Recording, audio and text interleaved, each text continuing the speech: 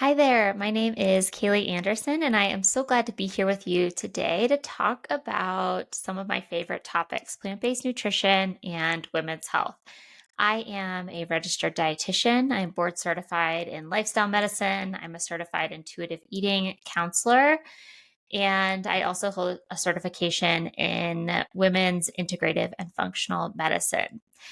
I have training in herbal medicine, in natural foods cooking, and exercise physiology. And I'm a fellow of the American College of Lifestyle Medicine. And I am so excited to talk about this topic with you today.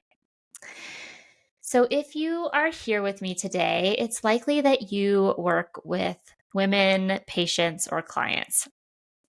And if you're like me, maybe you felt that there's a lack of information in women's health as a whole. And as someone who specializes in plant based nutrition and lifestyle medicine, I certainly see the lack of information for women in those arenas as well.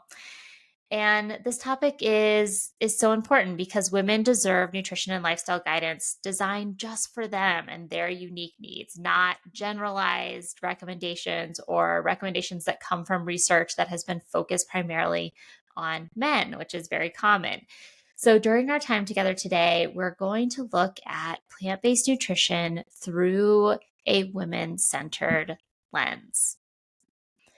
Our objectives for today are to review the current state of women's health and nutrition status, describe a healthy plant based dietary pattern for women, discuss specific nutrient needs unique to women. And I hope that you'll see that while some recommendations are, okay to be general, there really are some things we need to consider when we are working with our women clients. So let's begin with a simple question that isn't so easy to answer. What is women's health? What do we mean when we say that? If when you think of women's health, you think of menstrual cycles, pregnancy, menopause, mammograms, pap smears, you are not alone. Historically, women's health has referred to what is often called, in kind of a tongue in cheek way, bikini medicine, which assumes that from a health and disease perspective, men and women are the same, aside from the parts of a woman that are covered up by a bikini. Now, many health and medical research experts, like the Society of Women's Health Research, for example, are urging for healthcare to expand its understanding of women's health, to reach beyond the specific health issues related to female anatomy and reproduction, and to also encompass things like biological differences that exist in how health and disease manifest for women and differences in the lived experience of being a woman and how that experience impacts health. Biologically, women experience many common health conditions differently than men. And the World Health Organization actually considers gender, or the lived experience of identifying as a woman that is dictated by our society, to be a social determinant of health, and says that the overemphasis on reproductive health within women's health has been a major barrier to ensuring access to good quality healthcare for women.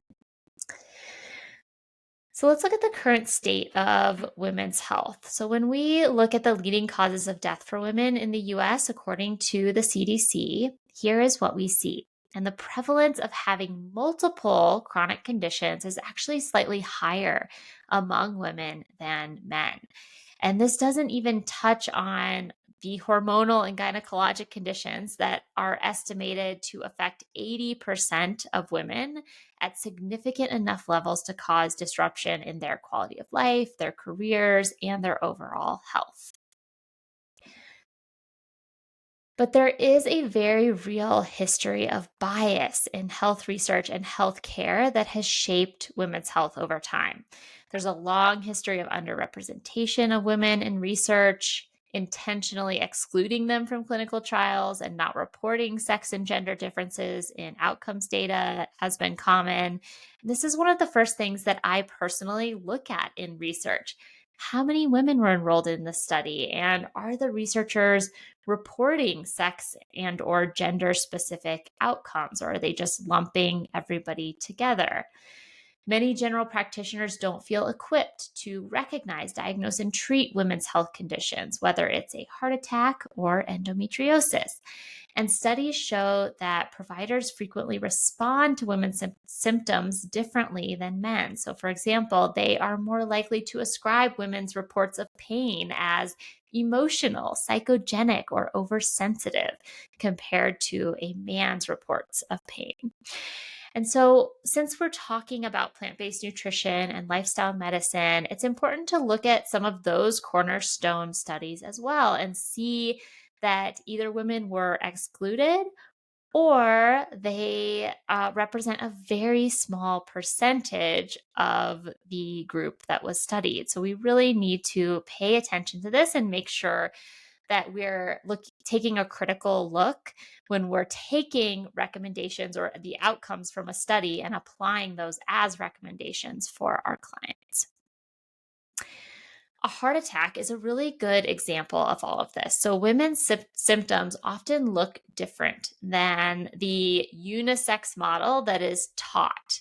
So, we picture a man clutching his chest with chest pain when we think about a heart attack. Women are 50% more likely than men to receive an initial misdiagnosis after having a heart attack, despite the fact that cardiovascular disease is the leading cause of death in women. A recent paper published in Circulation that examined a decade's worth of cardiovascular studies found that only 38.2% of participants in CVD clinical trials are women. And a 2019 study that looked at Yale Medical School's curriculum found that less than 25% of the first and second year curriculum mentioned differences in sex and gender. So, seeing women's health as bikini medicine is causing women to fall through the cracks of our healthcare system in many ways. So, we're not going to dig into all of these bigger global issues today, but I share all of that as a backdrop for our conversation because women deserve better care than they are getting, and that includes nutrition. Because women's health equals everyone's health. This is really kind of the magic bullet. And this has been shown time and time again when we look at health issues in other parts of the world that women really help to move the needle in their communities. Women serve as primary caregivers, both for children and aging family members. They are responsible for the majority of healthcare decisions for their household, and they make most of the food decisions for their households. So, by serving them well, we not only support their health, but we also help create a ripple effect into the health of their families and their communities. So, let's ask that question again. What is women's health? The new definition that many experts and advocates propose is simply the health of women, period. Women's health should include all aspects of a woman's biological and lived experience and how those things impact her health and well being. I don't know about you, but I love that new definition. Okay, so let's dig into our conversation about nutrition. So, what we're looking at here is the Dietary Guidelines for Americans recommendations for adult women on vegetables, fruits, and whole grains versus what women are actually eating. And you can see that they are falling short in all categories. So, women are only actually eating less than 2 cups of vegetables when the recommendation is at 2 to 4 cups, about 1 cup of fruit when the recommendation is 1.5 to 2.5 cups of fruit, and less than 1 ounce of whole grains per day when the recommendation is 3 to 5 ounces per day.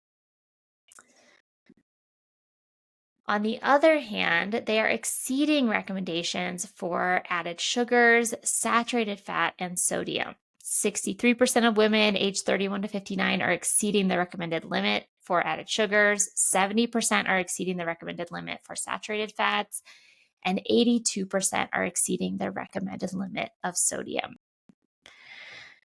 Women's diets are also falling short in many important vitamins and minerals. So here we see the estimated inadequate intake list for women age 15 to 44. We see a lot of really important things on this list like calcium, vitamin D, fiber, and we see a similar list for women age 51 to 65.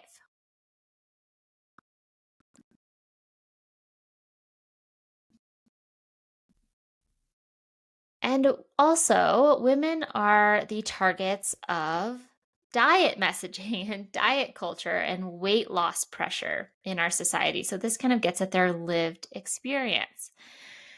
So, Americans spend about $33 billion each year on diet products from weight loss medications, weight loss programs, surgery. The majority of these people are women. Yet, it's estimated that 95% of dieters will regain any lost weight within 1 to 5 years. And more women than men are embarking on these types of diets. And we can't talk about dieting without also talking about eating disorders. And eating disorders are the second deadliest mental illness.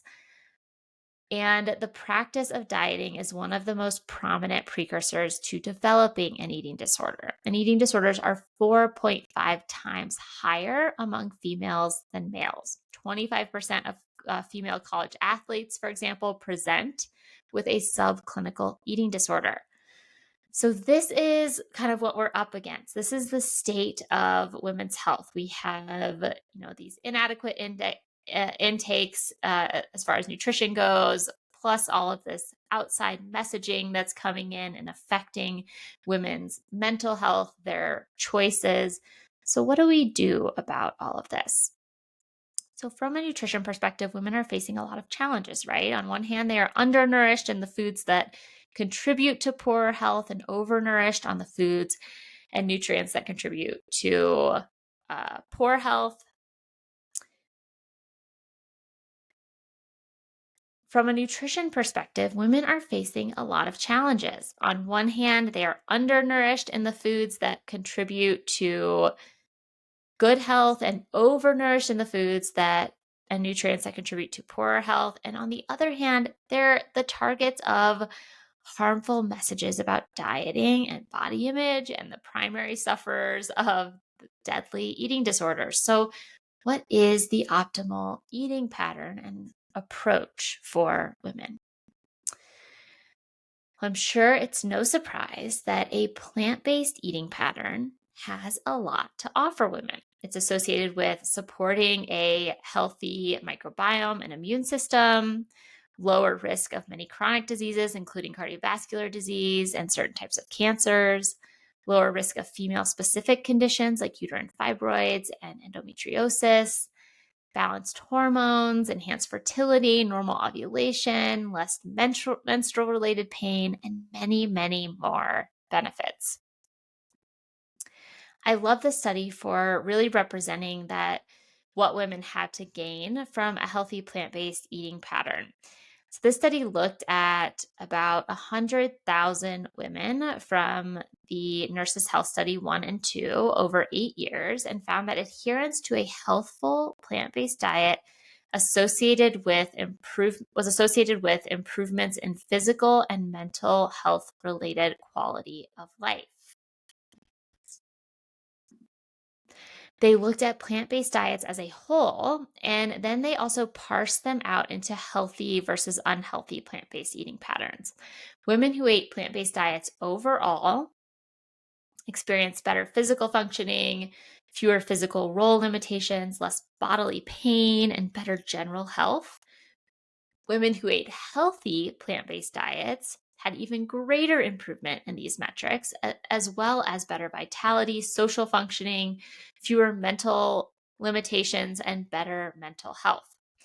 Women who ate more unhealthy plant based diets saw decline in physical functioning and general health and more bodily pain and worse vitality, social functioning, more mental limitations, and worse mental health. So we can see that plant based diets have a lot to offer women from a health perspective, from a quality of life perspective. And this is a quote from the most recent Academy of Nutrition and Dietetics position paper on vegetarian diets. And I love this quote because it states that plant based diets are healthy when appropriately planned. And that's really what we're going to focus on today. What appropriately planned looks like for plant based women. We're all familiar with lots of different plate graphics like this. And this is one that I created specifically for women's health that I've used with my clients. And we'll dig into pretty much all of the aspects of this plate today. And we'll begin with our largest foundational category, the non starchy vegetables and fruit group.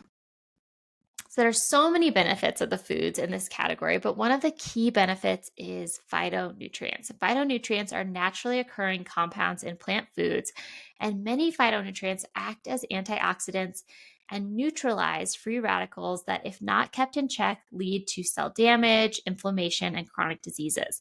So, for example, subfertility is often accompanied by higher levels of oxidative stress. One of the best ways to lower oxidative stress is by eating plenty of antioxidant rich foods. So, consumption of fruits and vegetables are associated with better fertility, regular and healthy periods, better mood and better sleep, lower risk of endometriosis and fibroids, and extended reproductive lifespan, which is important since women experience 2% increased likelihood of cardiovascular disease death for each year of earlier onset menopause. And plant foods, particularly vegetables and fruits, are really the sole source of antioxidants. So, one study investigated the antioxidant content of more than 3,000 foods and found that on average, plant foods have 64 times more antioxidants than meat, fish, eggs, and dairy. And a variety of colorful fruits and vegetables helps prevent cognitive issues in women too. Diets high in pigmented carotenoids found in foods like yams, kale, oranges, carrots, and tomatoes can help prevent visual and cognitive loss in women. And this review here that we're looking at also discusses how higher levels of carotenoids are associated with reduced risk of ovarian cancer, MS, wrinkles, and irritable bowel syndrome as well. In another study that followed tens of thousands of individuals from the Nurses' Health Study and the Health Professionals Follow Up Study, they found that higher intakes of fruits and vegetables were associated with lower mortality. 2 servings of fruit and 3 servings of vegetables per day were associated with the lowest mortality, and the risk reduction kind of plateaued at about 5 servings of fruits and vegetables per day. And I really like this study because it's a fairly attainable goal for many women to work toward. And so when we're working with clients to increase fruit and vegetable intake, this can be a really good metric or benchmark to aim for this 2 servings of fruit, 3 servings of vegetables per day, and just kind of build from there. Our non starchy vegetables and fruits also provide many vitamins and minerals that are vital to women's health. So, in addition to just general variety, we also want to recommend that women especially emphasize at least 1 serving of each of the following categories: leafy green vegetables, cruciferous vegetables, citrus fruits, and berries. And these are kind of my top 4 list because these foods are good sources of vitamin A, folate, vitamin C, and calcium, all important nutrients for women's health. We'll dig into why these are so important a little bit later.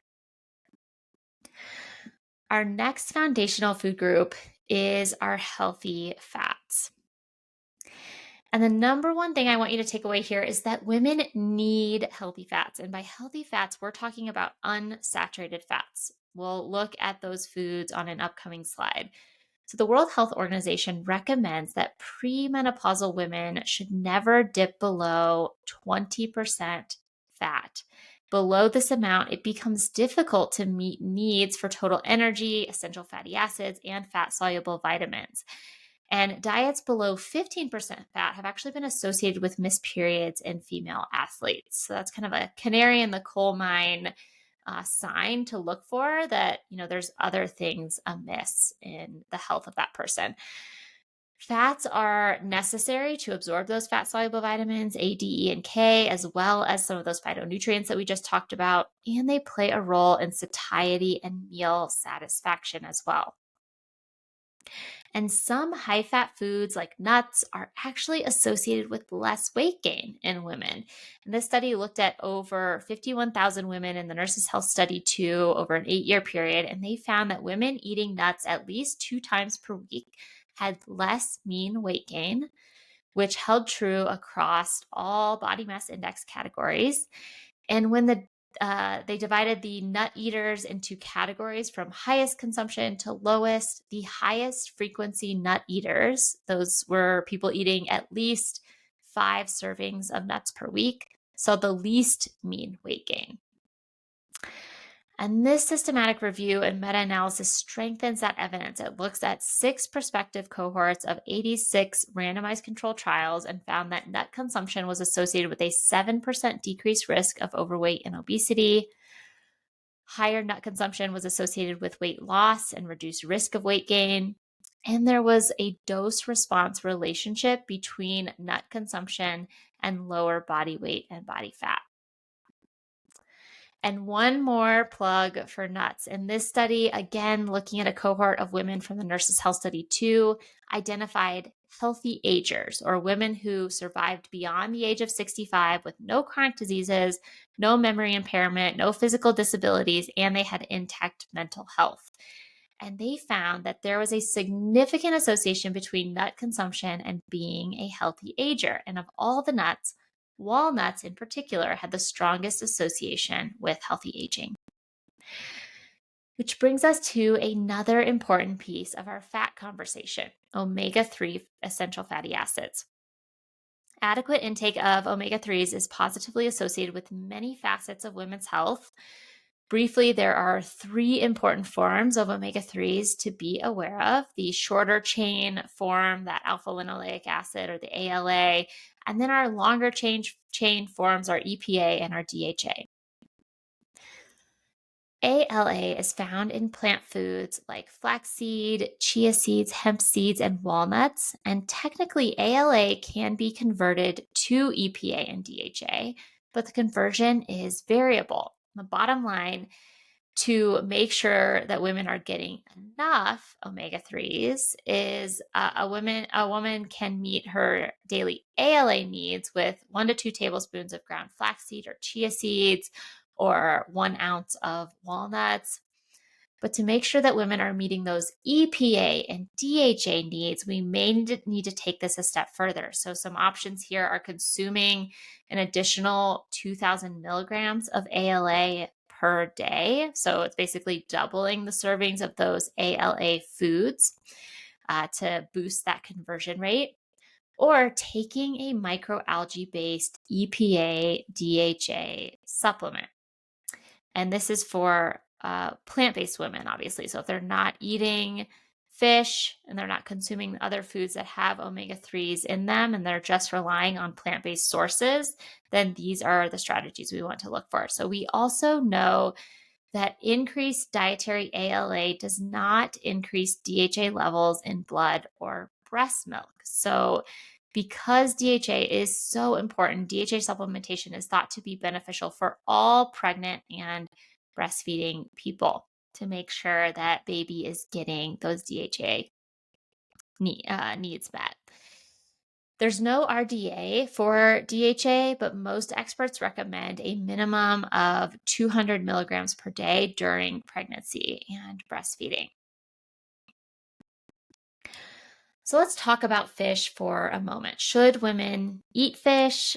There is definitely controversy here when we're talking about plant-based nutrition, especially. So on one hand, The American College of Obstetrics and Gynecology reinforces the FDA EPA recommendation for pregnant women and women who may become pregnant and breastfeeding mothers to eat 2 to 3 servings a week of a variety of fish. So that comes out to about 8 to 12 ounces in total every week. And the health benefit of following this advice is obviously getting those highly important essential fatty acids. The health risk, however, is taking in the contaminants that are found in our oceans today, namely mercury and heavy metals. So, women have kind of two options here when they're focusing on a plant based eating pattern. First is if a woman chooses to eat fish, then we want to make sure we're guiding her toward low mercury varieties, salmon, anchovies, sardines. And there are resources like the Monterey Bay Aquarium Sustainable Seafood Program, seafoodwatch.org, that can help guide you towards those sources. I believe the EPA also has some resources there to refer to when you're trying to identify low mercury sources. A second option is if a woman chooses not to eat fish for whatever reason, she doesn't like fish, she's totally vegan or vegetarian. The good news is that fish get their omega 3s from ocean plants. So she can just go straight to the source and include that microalgae based supplement in her routine. Okay, to summarize our conversation on fats here, the primary goals for women is number one, to focus on swapping saturated and trans fats for unsaturated fat sources like those listed here.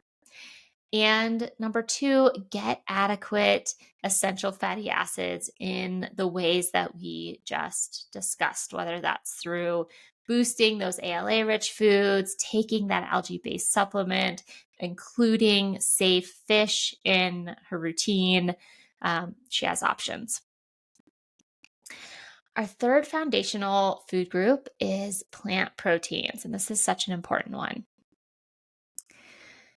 Protein, like fat, is a nutrient that we sometimes see get de emphasized in plant based nutrition. We hear things like, oh, broccoli contains as much protein as steak, or every food contains protein. You don't need to worry about your protein. And while the intention behind these messages in plant based nutrition is a valid one because we see kind of overconsumption of protein as a whole, under consuming protein can become really harmful to women's health. So we want to be careful with these general kind of blanket statements about protein when it comes to women, especially women in certain phases and stages of the life cycle.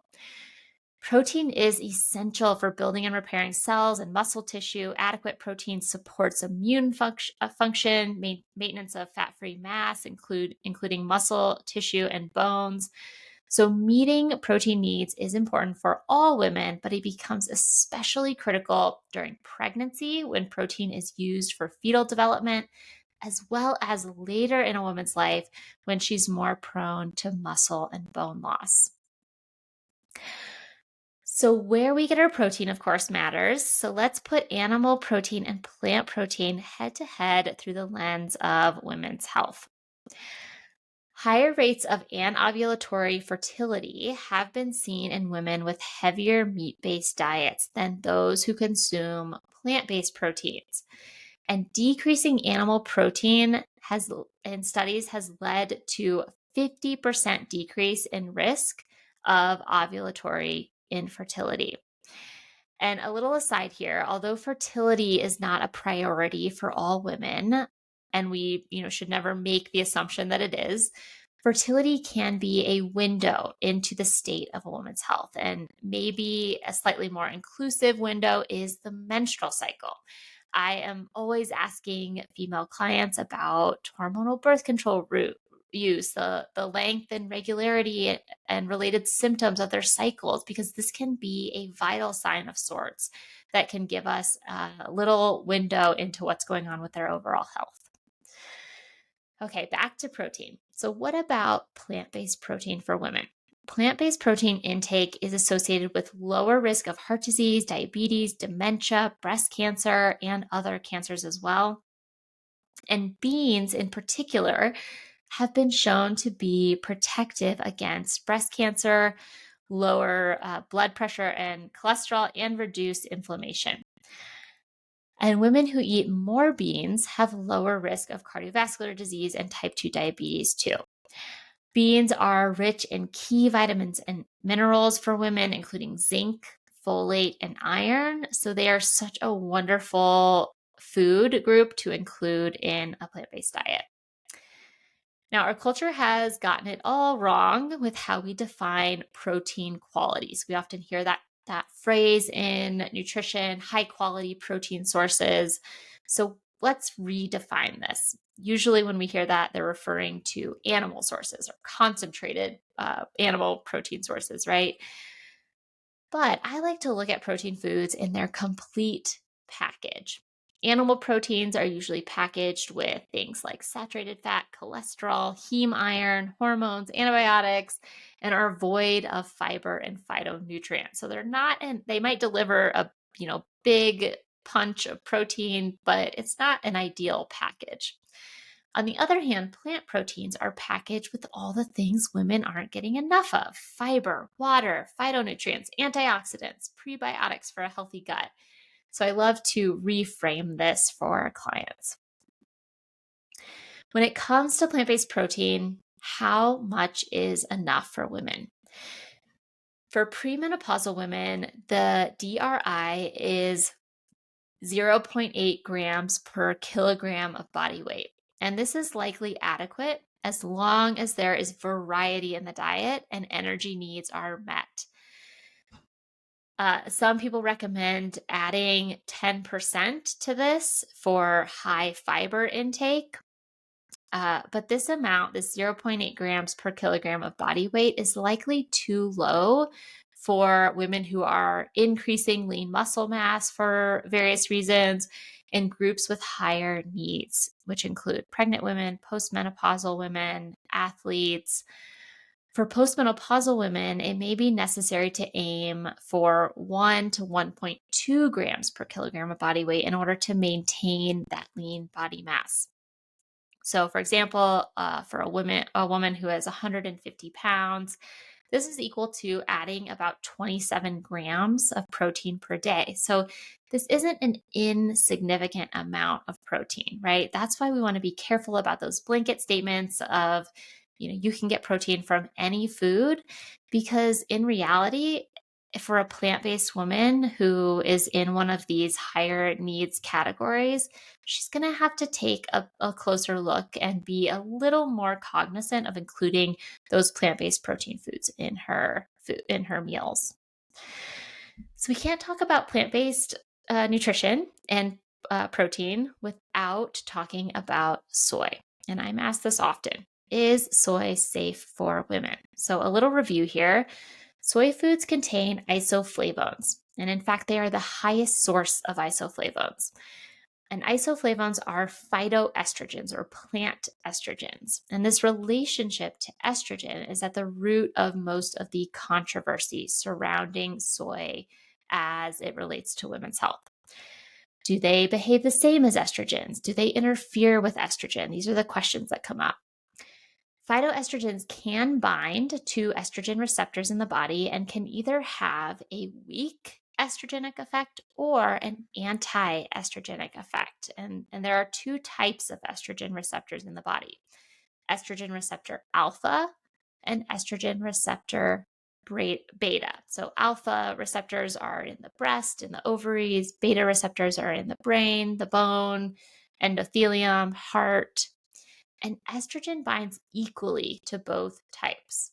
But isoflavones, or these plant estrogens, bind to the beta receptors and have a more estrogen-like effect there, but they bind weakly to the alpha receptors. So, in other words, long story short, isoflavones do not act the same as estrogen in the body. Now let's take a rapid fire look at some of these specific areas of health as they relate to soy. So, soy and breast cancer. Research increasingly shows that soy's high isoflavone and antioxidant content are actually protective against cancers, including breast cancer and ovarian cancer. And for women with breast cancer, eating soy foods may support greater survival and decreased chance of reoccurrence. This is supported by the American Cancer Society and the American Institute for Cancer Research. Okay, soy and thyroid health. For people with healthy thyroids, soy is safe.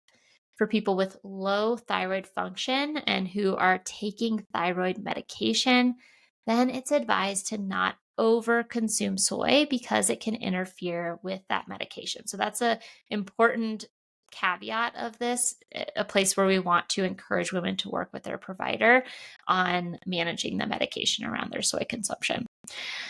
Soy and reproductive health. The isoflavones in soy do not have any effect on hormone levels in women or in men for that matter, and this includes estrogen and testosterone. Soy in menopause. Soy is safe and can dramatically help reduce the frequency and severity of hot flashes, and I have seen this to be effective in my practice. So the benefits here that we're talking about apply to minimally processed soy foods and aren't necessarily true for heavily processed soy foods. So think things like vegan nuggets or soy protein powders. The processing of these soy foods actually removes much of the isoflavones as well as other key nutrients responsible for these health benefits. So we want to advise women to stick with minimally processed soy foods like tofu, tempeh, edamame, miso paste, soy milk. It's also best not to exceed about 3 or so servings of soy per day. Now, this randomized control trial, speaking of soy and hot flashes, looked at a small group, 38 postmenopausal women who experienced 2 or more hot flashes a day. The women were randomized to either a low fat vegan diet with half cup cooked soybeans daily or no diet change for 12 weeks. The intervention group, the group that was eating the low fat vegan diet with the soybeans, experienced a 79% decrease in total hot flashes and 84% decrease in moderate to severe hot flashes. And 59% of that intervention group reported becoming completely free of moderate to severe hot flashes during the study. So, pretty powerful stuff. Okay, so how do we help women meet their plant protein needs? First is to make sure they're getting adequate calories. So, anytime we are cutting calories, we are also cutting nutrients. So, it's important to remember that. And this is definitely true for protein. So, making sure that they're meeting their calorie needs, they're fully nourished, is going to help them meet their protein needs. Second is to make sure they're including a variety of plant-based foods so that they're getting a variety of amino acids and enough protein from those foods. And third is to make sure that they're including a concentrated plant protein food. So beans, lentils, soy foods at every meal, ideally every meal and snack if possible. Our last foundational food group is starchy vegetables and whole grains. So, when we talk about this group, we're talking about complex carbohydrate sources or carbohydrate sources that are closer to their whole form with their fiber and other nutritional benefits more intact. Complex carbohydrates are correlated with improved fertility, steady blood glucose, and improved insulin sensitivity, improvements in premenstrual cravings and mood, and they can help modulate estrogen levels, which we'll talk about more in a little bit. With complex carbohydrates, we're also talking about fiber, and adequate fiber is also associated with better health. In one study, independent of exercise and dietary fat intake, every 1 gram of fiber increase led to 0.5 pounds of weight loss in women. And in another breast cancer risk was found to be 12 to 19% lower in women who got adequate fiber in their early 20s. And this is on the underconsumed list for both younger and older women, as we saw earlier. And fiber consumption may even have mental health benefits for women. So, in this study that looked at a large group of women from the Iowa Women's Health Study, they found that there was a significant positive association between fiber intake and mental health scores.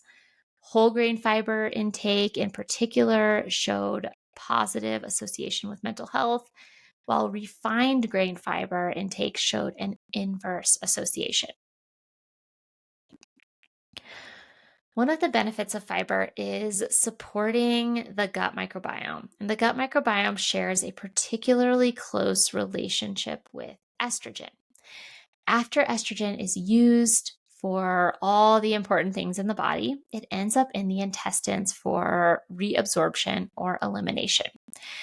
The estrobolome is part of the microbiome responsible for metabolizing and regulating estrogen, and it requires a healthy microbiome to function properly. So, when the gut can't regulate estrogen properly, imbalanced levels are the result. So, too high or too low estrogen are uh, result in irregular periods, endometriosis, fibroids, reproductive cancers, loss of bone density, or worsened perimenopausal symptoms.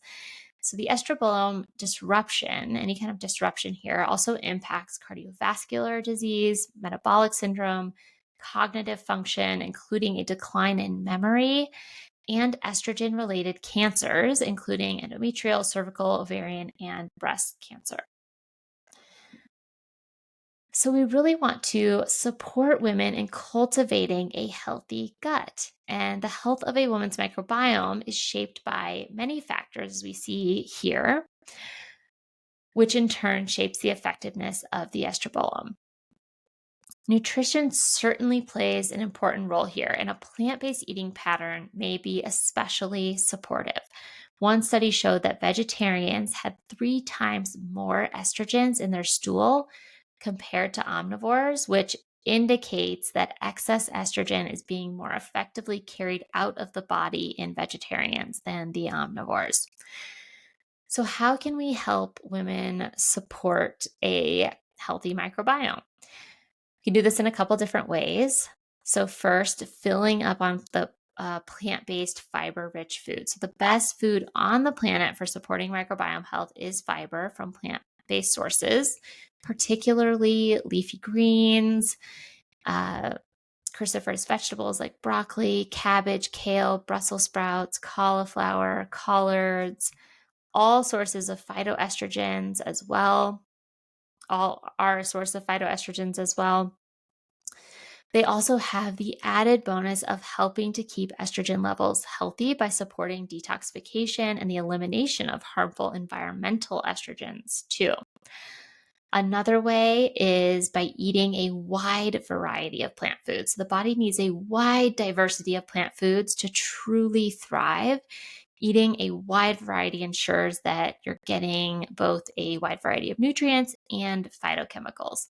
And third, we can support the production of phytoestrogens by eating lignin-rich foods. And lignans are the special type of fiber that the estrobolome bacteria convert to phytoestrogens. Leafy greens, lentils, chickpeas, whole soy foods like tofu and tempeh, flax seeds. These are especially amazing sources of lignans that we can encourage women to include. Now, what about low carb diets? This trend has been, branded and rebranded over the years as Atkins, paleo, keto.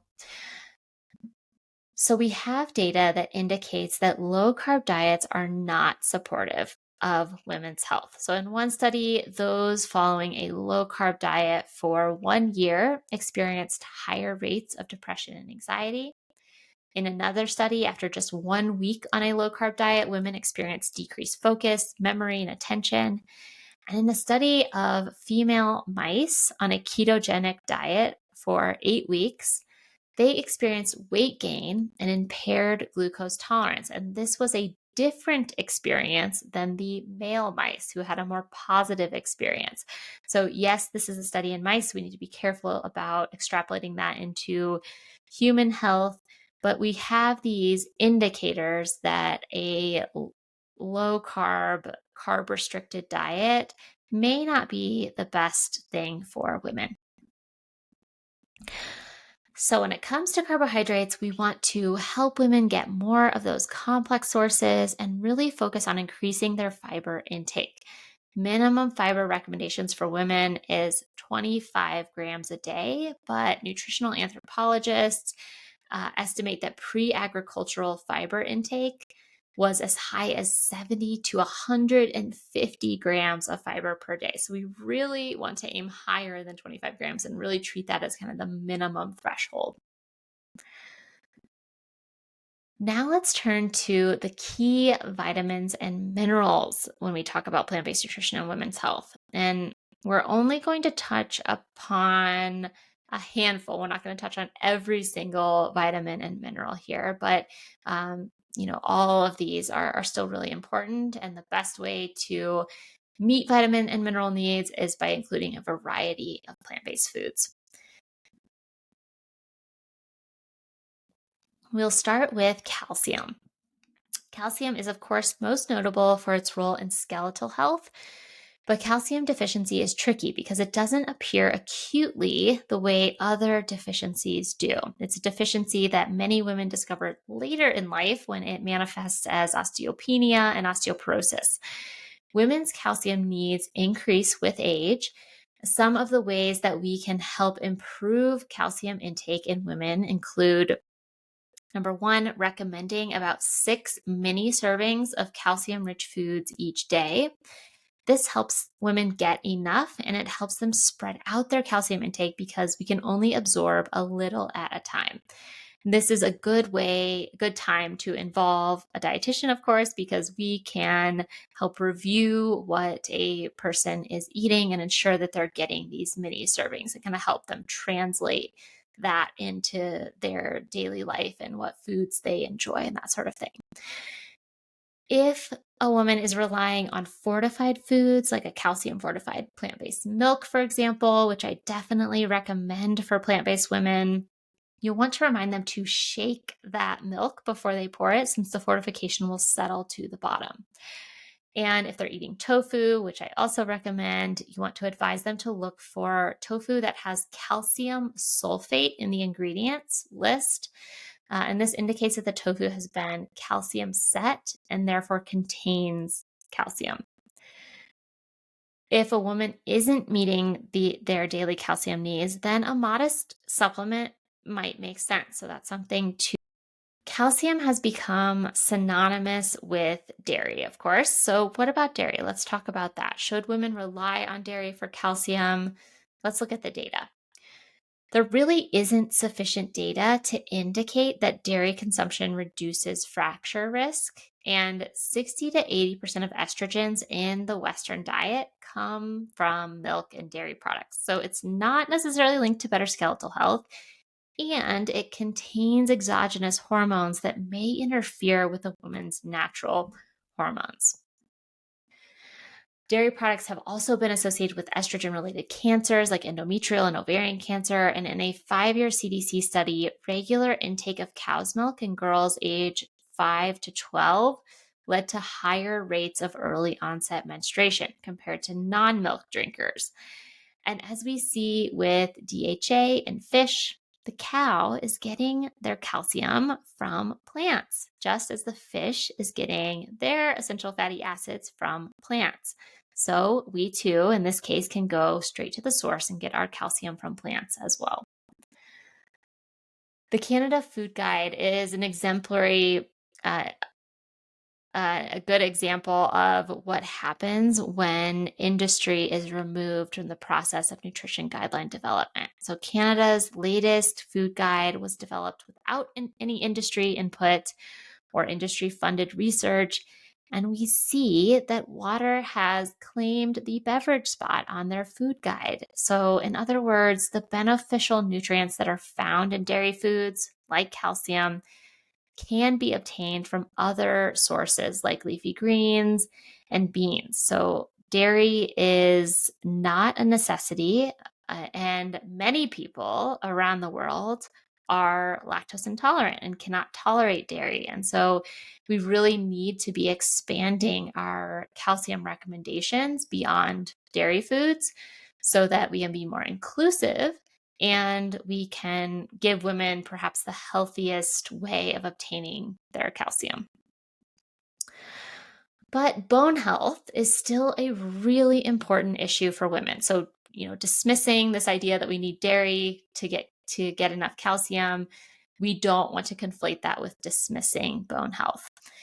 Women make up 80% of the Americans with osteoporosis, and over 27 million more women are estimated to have osteopenia. So, aside from adequate calcium, here are other things we can do to support bone health.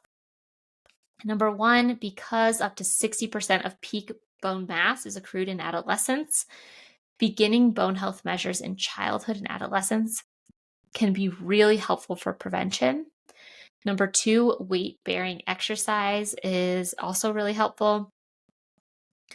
Third, adequate energy intake and treatment of disordered eating or low energy balance. Again, we want to be cautious with those isocaloric diets, fasting, etc., because when we restrict calorie intake, we are also restricting nutrient intake, or we're at least, the very least, making it harder for a woman to meet all of her nutrient needs.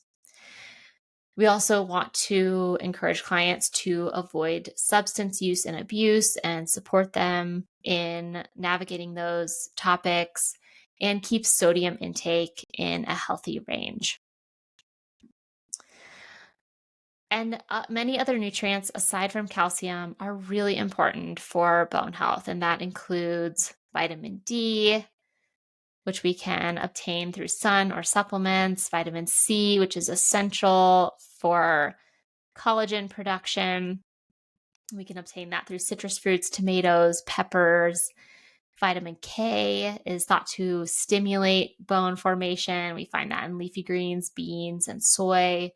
Potassium found in bananas, potatoes, beans, magnesium in beans and leafy greens, and supporting a healthy gut, because this is about supporting that estrobolome and ensuring a healthy estrogen balance. So, prebiotic and probiotic foods, phytoestrogens, and a variety of plant based foods are going to be supportive here.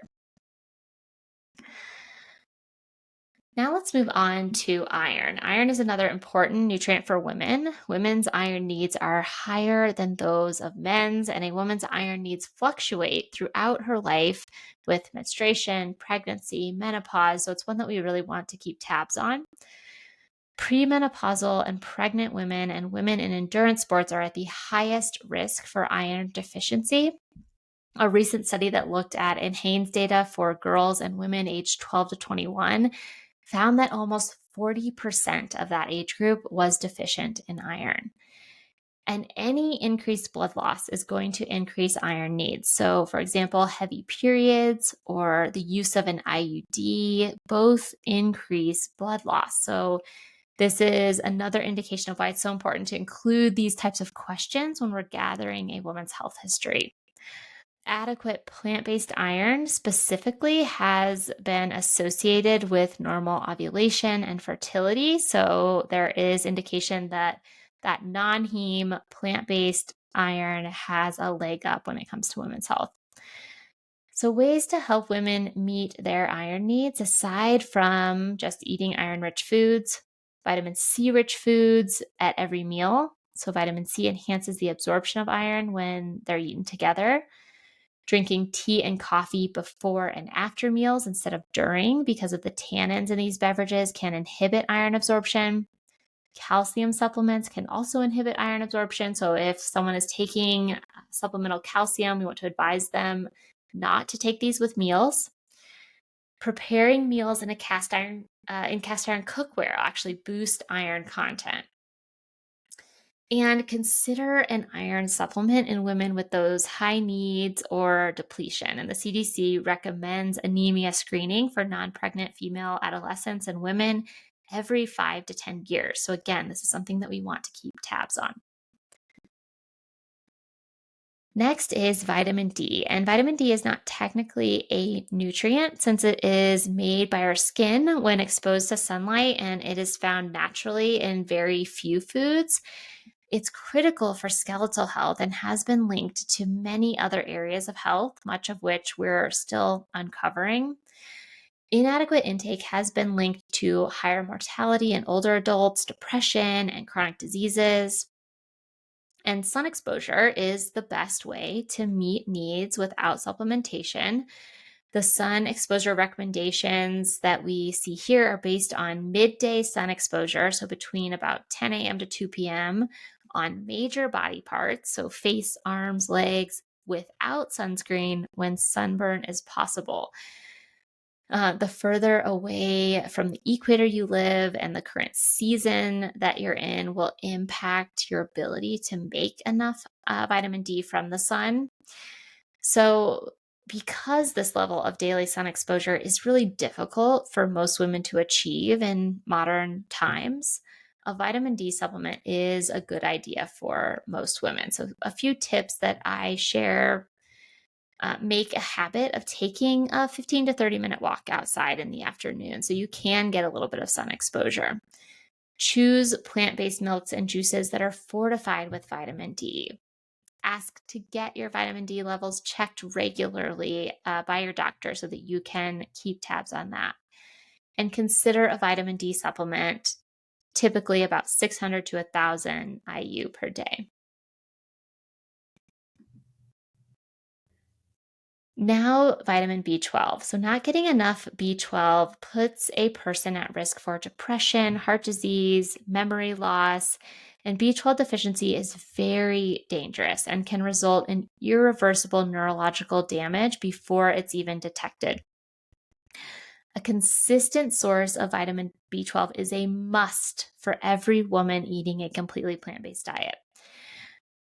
So, this vitamin and vitamin D are the only ones that can't be adequately obtained through plants alone. And vitamin B12 is made by microorganisms, and it's thought that we used to be able to get B12 from the dirt, soil, microscopic creatures living on our unwashed wild plants. But since plants are no longer a reliable way to meet vitamin B12 needs because we're washing them, because of the depleted soil they're grown in, many different factors, we either need to diligently eat enough B12 fortified foods or take a B12 supplement. Some plant based milks, cereals, and nutritional yeast are fortified with vitamin B12, so be sure to check labels because not all brands are fortified. And if you are relying on nutritional yeast, look for that VSF symbol on the label, which stands for vegetarian supported formula and indicates that there is fortification. Multiple servings of fortified foods need to be eaten every day to meet needs that way. So this takes much more time and effort and attention. I find that a vitamin B12 supplement is really the easiest way for plant based women to meet their needs. Supplements are inexpensive, they're safe, and it's important to note that needs increase with pregnancy and breastfeeding as well. So, making sure that those clients are bumping up their needs, especially if they're plant based, and getting enough. Okay, next is folate. Folate is a B vitamin that plays a role in detoxification of environmental toxins and endogenously produced hormones. It's essential for ovulation and fertility, and it's a critical part of embryo development in the very earliest days of pregnancy, a time when women aren't yet aware, oftentimes, that they're even pregnant. This is why we see folate emphasized prior to and during pregnancy. Vegetarians tend to have higher folate intake, which is a benefit of plant based eating for women. So, dark leafy greens and beans are rich sources of folate. Many foods are also fortified with folate. However, because this vitamin is so important in preventing serious birth defects of the brain and spinal cord, it's often recommended that any woman planning a pregnancy begin taking a folic acid, which is the synthetic version of folic acid supplement. Needs increase from 400 micrograms to 600 micrograms during pregnancy. So important for all women, but especially those who are planning a pregnancy or are already pregnant. Now, zinc. Zinc supports ovary health and fertility. It promotes ovulation and fertility, and it helps with cycle regularity.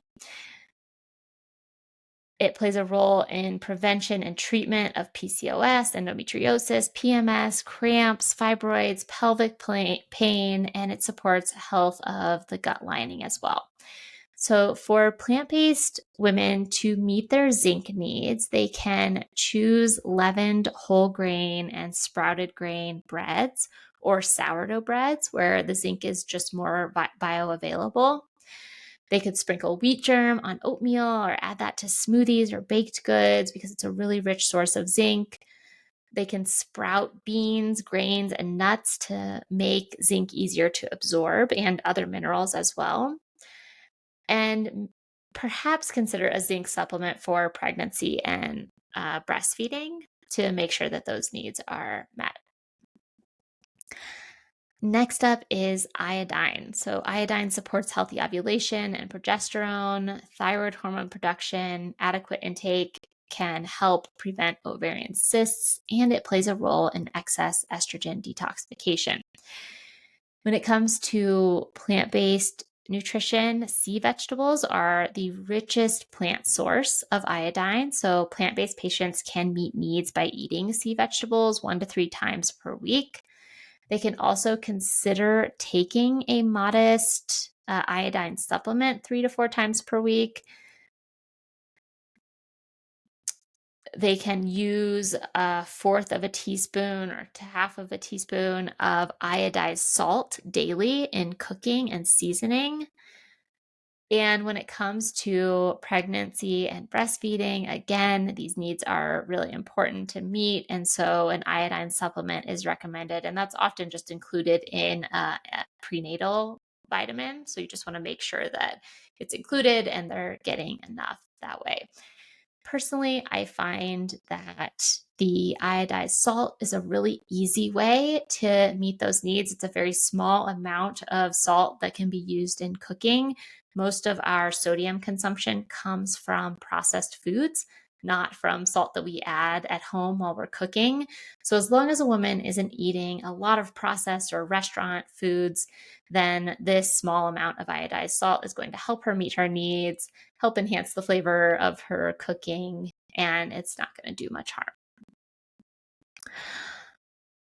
So let's take a closer look at sea vegetables because this is a component of that plate that I showed you earlier that I encourage women to explore and include in their diets. So these sea vegetables, also called seaweeds or sea greens or sea plants or greens from the sea, are really a wide diverse group of edible plants that are often unexplored in certain parts of the world, especially the United States. Other parts of the world, these are really popular components of their meals. There are over 10,000 types of seaweeds across our oceans. Though just a handful of these reach our plates in the United States. So this is something that a food group that I encourage people to start to explore if it's something that they aren't familiar with, some ways that they can get started enjoying sea vegetables is eating dried seaweed snacks, drinking sea vegetable broths or making sea vegetable broths, seasoning with sea vegetable sprinkles, which gives kind of a salty, savory flavor. Sushi or sea vegetable salads are another great way, or adding nori to sandwiches and wraps can be another great way as well. So Generally, the recommendation is to aim to enjoy sea vegetables 1 to 2 times per week. One serving equals about 3 to 7 grams dried or 9 to 21 grams fresh. And our last vitamin mineral that we'll talk about is magnesium. So, US adults consume inadequate amounts of magnesium on average, and it's really important for skeletal health. It's a cofactor in hormone production, estrogen, progesterone. Adequate intakes can improve sleep, and it can help prevent and reduce PMS and menstrual cramps. One of the best ways to meet magnesium needs is to eat a plant based diet. So, women eating plant based diets have the highest intake. In general, where there's fiber, there's also magnesium. So, those fiber rich plant based foods are good sources. And you may want to consider supplementation for pregnant clients or those who are not regularly eating magnesium rich foods, as well as those who are at higher risk of deficiency. So that includes older women, women with type 2 diabetes, and women with GI conditions. Okay, so throughout this discussion, I've mentioned supplements a few times, and that can be a hot topic to supplement or not to supplement. And it's important to remember that a well supplemented plant based diet is a healthy diet. So while we don't want to blindly supplement and recommend things that we don't actually need, supplements certainly have their place. And this is true for fortified foods as well. Sometimes I see those foods villainized, but they're actually a really important and helpful way to meet a lot of our needs. So we often see two camps when it comes to that supplement conversation: purists who believe that you should only get your nutrition from whole foods, and then supplement gurus who believe in taking every supplement under the sun. Personally, I fall somewhere in the middle. I wholeheartedly believe in getting all the nutrients you can from whole foods, and I wholeheartedly believe in supplements, uh, that supplements absolutely have their time and place. So I want to begin by giving you permission to recommend supplements and giving your clients permission to include them when they make sense. There's no shame in filling those gaps when needed. So, when we are considering supplements, we do want to ask some critical questions because this is a pretty unregulated industry and we see a lot of gimmicks out there as well. So first, when you're just trying to figure out, do I need a supplement? Some questions that you can ask is, did your healthcare provider confirm that you are or likely are deficient in a certain nutrient? Are your needs for certain nutrients higher for some reason? So pregnancy, breastfeeding, are you an athlete? Do you have a certain health condition? Are you unable to meet your needs of certain nutrients for any reason and you need to fill in some gaps? Or do you avoid or exclude certain foods that are sources of key nutrients and you need to kind of make up, fill in some gaps because of that? So, an anti supplement attitude does our patients a disservice, right? While it's true that most nutrient needs can be met through whole plant based foods, the detail with which some of those needs must be planned and monitored is not always realistic. So, when we create a shaming environment around taking supplements or relying on fortified foods to meet needs, we put our patients at risk for deficiencies. So the best thing we can do is help women decide, first when fortified foods or supplementation might be best for them, and then support them in identifying safe and reliable products. The supplement industry, as I said, is largely unregulated, so we want to look for some symbols on supplement labels that indicate that they have been assessed by trustworthy organizations such as NSF International, the US Pharmacopoeia, and Consumer Labs. And this is a really important place to, work with a registered dietitian to help navigate the supplement waters and get safe products. So the supplements that we most commonly see recommended for plant-based women include vitamin B12, which is a must if you are 100% plant-based or vegan or consume a very little animal products. Vitamin D is often necessary for most women who aren't getting that sun exposure. Microalgae, EPA, and DHA is also one to consider. Iodine, if needed, if you're not using iodized salt, for example, and you aren't eating sea vegetables, then that's one you want to think about. A multivitamin or a prenatal vitamin can be really helpful for some women to fill in some gaps. And then for specific situations, calcium supplementation, iron supplementation, folic acid supplementation, like in early pregnancy, and magnesium supplementation are other ones that may be considered. So this is a kind of build your own supplement chart that I provide in my supplement guide. It's a free resource that I have available that helps women start to kind of determine what they might want to take. So as a provider, you can help your clients and patients navigate this conversation. Next, I want to talk about a few other categories that are listed on that plate, and we'll start with fermented foods. So, fermented foods are beneficial for gut health, for immunity, digestion, and diets rich in fermented foods enhance the gut microbiome diversity and decrease signs of inflammation. And as we've learned, these are really important factors for many different women's health metrics and conditions. The general recommendation for women is to eat about 1 to 2 servings of fermented foods each week. And this can include things like coconut yogurt, miso paste, kimchi, pickled vegetables, tempeh, and sauerkraut.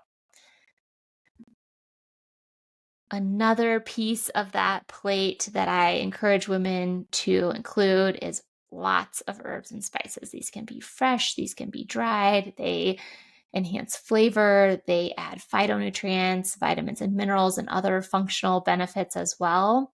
So here are just a few kind of functional benefits. Herbalism is another passion of mine. So if we're looking at anti-inflammatory properties, turmeric, ginger, black pepper, calming properties, lavender, peppermint, chamomile, warming, cayenne, cinnamon, cloves, antiviral, antimicrobial properties, oregano, basil, garlic. So these little tiny additions to our meals pack such a punch when it comes to flavor, but also when it comes to medicinal properties. So I encourage women to include those as often as possible.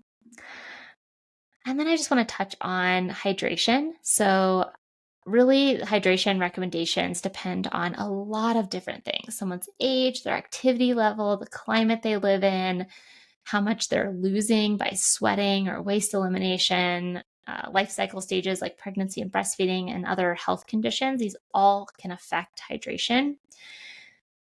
So general recommendations for women is about 9 cups of fluids per day. So when we say fluids, what counts towards this goal? Water, of course, is the best choice. So we want to try to encourage that first. Women can, try adding fruit, citrus, herbs to water to kind of jazz it up if they're bored with plain water. Sparkling water can also count. Herbal and decaf teas. Coffee can count, but we want to stick to about 1 to 2 cups or less per day. So these are all ways that we can help women, meet those hydration goals.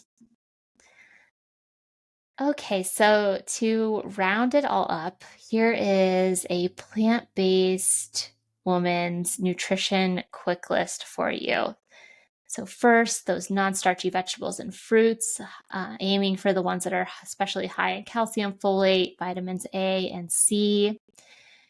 Adequate unsaturated fats and prioritizing those omega-3 fatty acids. Adequate plant-based protein, including soy foods. Fiber-rich whole grains and starchy vegetables, herbs and spices, and sunshine daily, and those fermented foods a few times per week. Plant-based sources of folate, calcium, iron, zinc, iodine, and magnesium, and all the ways that we talked about meeting those needs. Supplements and fortified foods when they make sense, and then at least 9 cups per day of fluid. So that rounds out everything that we saw on that plate graphic that I showed you earlier. Before we wrap up, I want to talk about one more area. So it's not just what we tell women to eat, how we tell them also matters. So women face a lot of challenges when it comes to their relationships with food and their relationships with their bodies. Eating disorder prevalence, as I mentioned at the top of this presentation, is 4.5 times higher among females than males. By age 40, 1 in 5 women have dealt with an eating disorder, and dieting is one of the most prominent precursors to developing an eating disorder. So it's really a slippery slope. Women experience weight discrimination at significantly higher rates than men, including in healthcare settings. And experiencing weight stigma, regardless of their body mass index, is associated with increased mortality rate, systemic inflammation, increased risk of anxiety and mood disorders, and it's predictive of future weight gain. So these are all things we need to consider when we're talking about nutrition and health with women. We've talked a little bit about these negative impacts of dieting on women's health. So how does that relate to, the stress that women are under? So this might be dinner with a side of stress. So experiencing stress while eating, whether that's due to external factors like a stressful eating environment or internal factors like having distracting thoughts or feeling worried about the food that they're eating. And stress can actually impact digestion. So it affects motility, it can alter the microbiome, it can even impact nutrient absorption. Eating is supposed to be a parasympathetic nervous system activity that rest and digest, and stress switches on the sympathetic nervous system. So it makes sense that it would impact digestion, right? And in my work with women, my goal is always to help to reduce food related stress, not add to it. And as a nutrition professional, it's a balance that we have to strike because we can be a source of significant stress for a client. This stress can also come from simple calorie restrictions. So calorie restriction can be a form of stress for the body, and it can trigger a heightened stress response.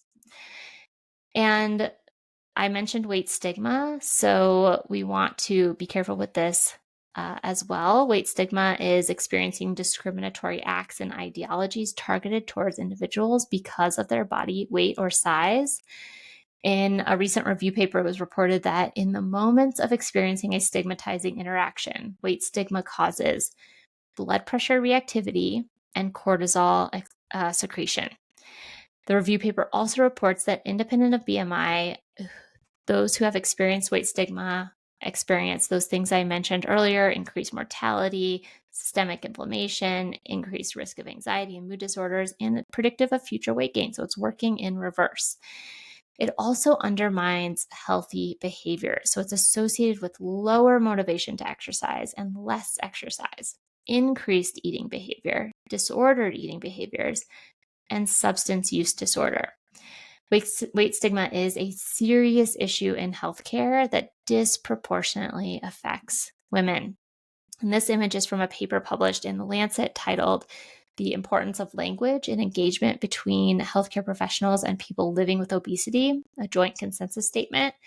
And I think it does a great job of mapping out the effects of weight-related stigma. When a patient experiences weight-related stigma, it's a form of prejudice and discrimination that can lead to stress, anxiety, depression, which in turn cascades into other behavioral and physiological responses, including disordered eating, demotivation, and increased cortisol, inflammation, and insulin resistance. So the exact opposite of what we want to foster in our patients and clients. It also breeds distrust in healthcare, which can manifest as poor adherence and avoidance of appointments. And collectively, this leads patients to experience low self-esteem related to their perception of their bodies and can have incredibly detrimental effects like substance misuse, avoidance of healthcare, and even suicidal ideation. So, what can we do as providers to make sure that when we are talking about nutrition, weight, we are doing it in a very compassionate way that is protecting our patients and clients from these issues and not contributing to them? We can focus on positive health behaviors instead of dieting and weight loss. So, one of my mentors always says, weight is not a behavior. So, how can we focus on those health behaviors that are going to shift their health instead of focusing on their weight? Shifting the focus to health is actually associated with improvements in blood pressure, lipids, physical activity, and healthy body image. You can recognize your own bias and educate yourself. I noted, there's a few resources here that you can look into further for that to kind of work on your own bias around these issues. Using patient centered language, of course, is so important. Avoiding perpetuating cultural stereotypes about appearance, body size, weight, and health, and screening for disordered eating behaviors and referring to dietitians who are trained in disordered eating or in weight inclusive nutrition to work with someone in a compassionate way. Okay, so we took a long journey together covering the current state of women's health, plant based nutrition for women, and all of the special considerations there, and also how we communicate these topics with our clients so that we're doing it in a way that protects them from various issues that they are up against. So, to close, I'll leave you with this quote from former First Lady Michelle Obama. Communities and countries and ultimately the world are only as strong as the health of their women. And after today, I hope you see just how true this is. Thank you so much.